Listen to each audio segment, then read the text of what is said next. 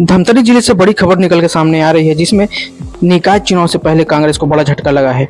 अधिकृत कांग्रेस प्रत्याशी विजय गोलछा का नामांकन रद्द कर दिया गया है, जिससे पार्टी में हड़कंप मच गया है। भाजपा ने उन पर नगर निगम में सरकारी कार्य करने का आरोप लगाया था, जिसके आधार पर उनकी उम्मीदवारी को अवैध बताया गया। प्रशासन द्वारा नामांकन की जांच के बाद यह फैसला लिया गया। भाजपा ने दावा किया कि विजय गोलछा सरकारी कार्यों में संलिप्त रहे हैं और ऐसे व्यक्ति को चुनाव लड़ने की अनुमति नहीं दी जा चाहिए।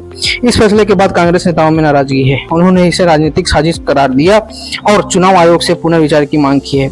अब सवाल यह उठता है कि कांग्रेस इस चुनौती से कैसे निपटेगी और आगे क्या रणनीति अपनाएगी। वही भाजपा इसे अपनी नीति की जीत बता रही है और दावा कर रही है कि चुनाव निष्पक्ष तरीके से होने चाहिए। मैं नहीं दिखता है, लेकिन निगम से जो मुझे प्रतिवेदन दिया है तो उसने कहा कि 2 वर्ष का क्या बोलते हैं वो है, उसको मानते हुए ना मतलब उनकी आपत्ति को स्वीकार की और इनका नामांकन रद्द कर दिया। आगे कुछ स्टेप लिया जा सकता है? आगे तो वैसे चुनाव प्रक्रिया जो चल रही है उसमें तो वर्तमान में कोई स्टेज मतलब मिलना नहीं। अब इसके आगे लोग वो अलग है, एक बार चुनाव प्रक्रिया चालू हो गई। निर्णय होकर आज जो कांग्रेस प्रत्याशी का जो नामांकन हुआ था उसमें जो कंडीशन रहती है चुनाव लड़ने की, तो उनका आवेदन जो हुआ था वो नियमों के विरुद्ध में था।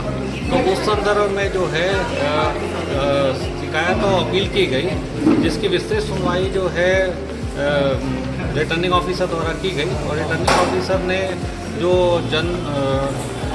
आदेश पूरा अवलोकन करने के बाद कांग्रेस के पक्ष को और भारतीय जनता पार्टी के दोनों पक्ष को सुनवाई करते हुए यह पाया कि आवेदन जो किया था त्रुटिपूर्वक था।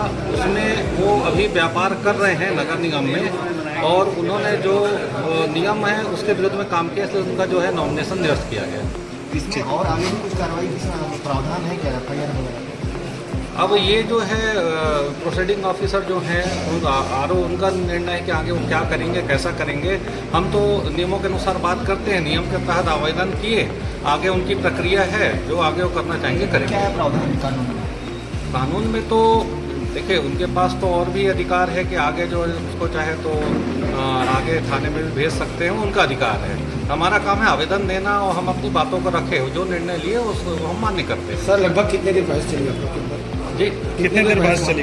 करीब 1.5 घंटे जो है दोनों पक्षों को जो रिटर्निंग ऑफिसर ने अच्छे से सुना और आरओ ने सुनने के बाद विस्तृत जो है आदेश जारी किया।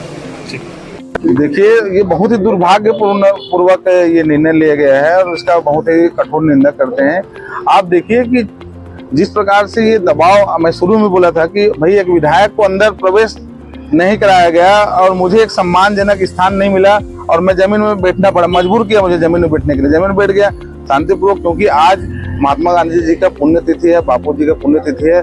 उस दिन धमतरी के इतिहास में ये लिखा जाएगा कि इस प्रकार से जो भाजपा सरकार के दबाव में हमारे अधिकृत प्रत्याशी का निर्वाचन निरस्त कराने के लिए ये लोग एडी चोटी एक किए हैं, उसको हम लोग आगे हाई कोर्ट में अपील करेंगे और स्टे लाकर हम लोग संविधान के नाम। चुनाव में आप लोग फिर क्या करेंगे? क्या चुनाव अभी हम लोग बैठेंगे वरिष्ठ जनों से सलाह लेकर, जो मार्गदर्शन आएगा उसमें हम लोग काम करेंगे। एक और कांग्रेस का सदस्य जिसने फॉर्म भर रखा है कांग्रेस के नाम पर, क्या उसे प्रत्याशी बनाया जा सकता है? देखिए, अभी चर्चा करना पड़ेगा, इसमें अचानक डिसीजन लेना उचित नहीं है। फिर भी क्या है, हम लोग तो लड़ेंगे। पार्टी मतलब पार्टी में इस संबंध में कोई चर्चा नहीं? अभी नहीं हुआ है, अभी निर्णय आया है। अभी जाकर हम लोग बैठेंगे वरिष्ठ जनों से चर्चा करके आगे की रणनीति बनाएंगे। कब तक आ जाएगा?